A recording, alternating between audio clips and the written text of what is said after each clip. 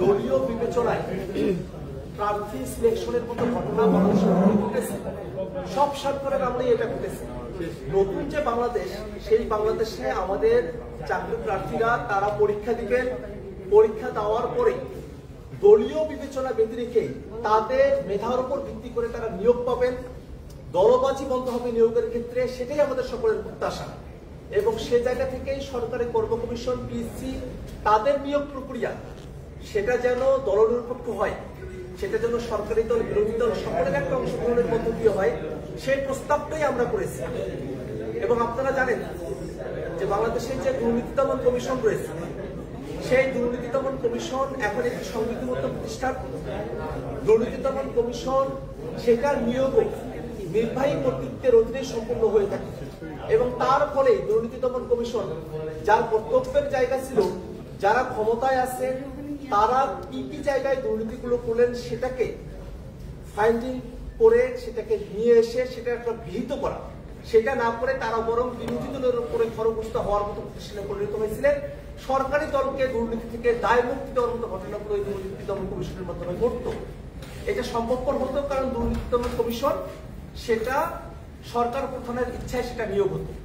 কিন্তু যদি দুর্নীতি দমন কমিশন সেটা নিয়োগ করার ক্ষেত্রে একটা কমন বডি থাকে যেটা দলনিরপেক্ষ ভাবে একটা স্বাধীনভাবে দুর্নীতি দমন কমিশনের প্রধান এবং অন্যান্যদেরকে নিয়োগ করতে পারবেন, সেক্ষেত্রে পিএসসিতে বা দুদকে যারা নিয়োগ হয়ে আসলেন তারা কোনো একক দলের কাছে দায়বদ্ধ থাকবেন না, তারা গোটা জাতির কাছে দায়বদ্ধ থাকবেন, এমন একটা ফর্মুলার কথা আমরা বলেছি। এবং একই সাথে একটা জিনিস মাথায় রাখা প্রয়োজন, পিএসসিতে নিয়োগ কিভাবে হবে সেটা বর্তমান সংবিধানের 138 অনুচ্ছেদের মধ্যে বলা আছে যে রাষ্ট্রপতি নিয়োগ প্রদান করবেন। এবং আমরা সকলে এটা জানি যে রাষ্ট্রপতি আসলে প্রধানমন্ত্রীর পরামর্শক্রমে নিয়োগগুলো দিয়ে থাকেন। এই কথাটা কিন্তু অলরেডি সংবিধানে বিবৃত আছে। তাহলে যারা যুক্তি উপস্থাপন করছেন যে পিএসসি এই নিয়োগের অথরিটির যে বডিটা আছে, সিলেকশন কমিটিকে সংবিধানে অন্তর্ভুক্ত করলে সংবিধানের কলেবর ভিত্তি পাবে, সেটা মোটা দাগে একটা অসত্য যুক্তি। কেননা অলরেডি কিভাবে নিয়োগ হবে সে কথাটা সংবিধানের মধ্যে বলা আছে।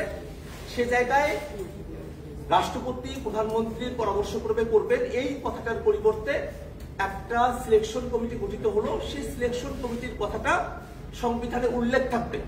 এটা খুব বড় ধরনের সংবিধানের মধ্যে পরিবর্তন নয় যদি আপনারা কন্টেন্টের দিক দিয়ে হিসেব করেন। কিন্তু যদি কনটেক্সটের দিক দিয়ে আমরা হিসেব করি তাহলে এক ব্যক্তির হাতে নিয়োগের অথরিটি না থেকে একটা দলনিরপেক্ষ সিলেকশন কমিটির মধ্য দিয়ে স্বাধীনভাবে একটা নিয়োগ প্রক্রিয়া সম্পূর্ণ হলো, সেই একটা বড় ধরনের পরিবর্তনের মধ্য দিয়ে আমরা যেতে পারলাম। সেখানে দুর্নীতি দমন কমিশন একটা সংবিধিবদ্ধ প্রতিষ্ঠান আকারে বর্তমানে ফাংশন করছে থাকে, তাহলে সেটার একটা সুরক্ষার জায়গা নিশ্চিত হয়। আমরা মোটা দাগে বাংলাদেশের সকল রাজনৈতিক দল, এখানে আমরা মোটা দাগে ফেস্টিভাল দুর্নীতি পক্ষগুলো উপস্থিত রয়েছি, ঐক্যমত্য কমিশনে প্রায় সকল রাজনৈতিক দলই আমরা একমত রয়েছি। বিএনপি, পিএসসিতে এবং দুর্নীতি দমন কমিশন সেই নিয়োগ কমিটির ব্যাপারে, সিলেকশন কমিটির ব্যাপারে তারা আপত্তি জানিয়েছেন, সংবিধানে অন্তর্ভুক্তির ব্যাপারে আপত্তি জানিয়েছেন।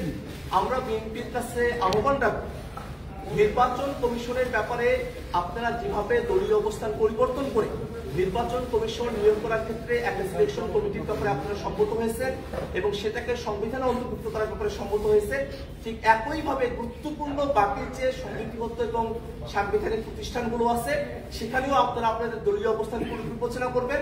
বাংলাদেশের মানুষের প্রত্যাশার যে জায়গা তৈরি হয়েছে জুলাই অভ্যুত্থানের মধ্য দিয়ে, আমরা আর দলীয়করণের কোনো প্রতিষ্ঠান দেখতে চাই না।